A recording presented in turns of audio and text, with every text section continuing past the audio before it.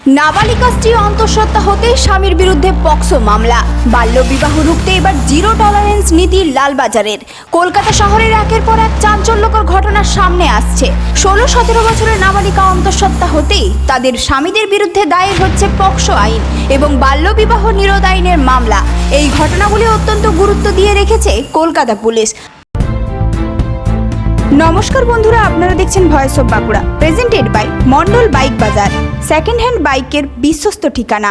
সূত্রের খবর, দায়িত্ব নেওয়ার পরই পুলিশ কমিশনার স্পষ্ট নির্দেশ দিয়েছেন, কলকাতা শহরে বাল্য বিবাহের ক্ষেত্রে কোনো রকম ছাড় নয়, থাকবে জিরো টলারেন্স।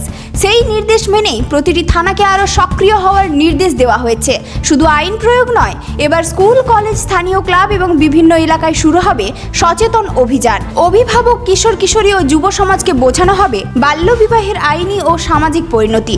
লক্ষ্য একটাই, নাবালিকার বিয়ে সম্পূর্ণভাবে রোধ করা।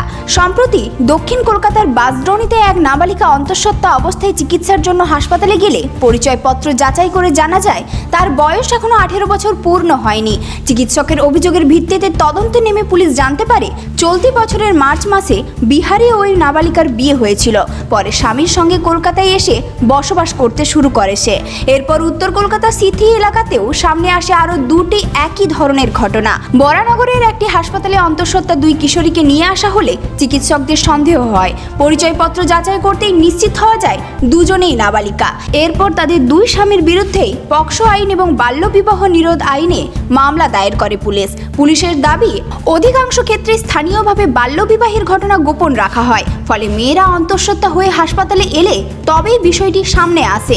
তাই এবার কঠোর নজরদারির পাশাপাশি সচেতনতা বৃদ্ধির ওপরও বিশেষ জোর দিচ্ছে লালবাজার। বাল্য বিবাহ শুধু একটি সামাজিক অপরাধ নয়, এটি আইনের চোখেও গুরুতর অপরাধ। তাই সচেতন হন, অন্যকেও সচেতন করুন। এই ধরনের গুরুত্বপূর্ণ খবর সবার আগে পেতে আমাদের চ্যানেলটি সাবস্ক্রাইব করুন আর ভিডিওটি শেয়ার করতে ভুলবেন না। আপনার মতামত কমেন্টে জানান আর লাইক শেয়ার করে ভয়েস অফ বাঁকুড়ার পাশে থাকুন।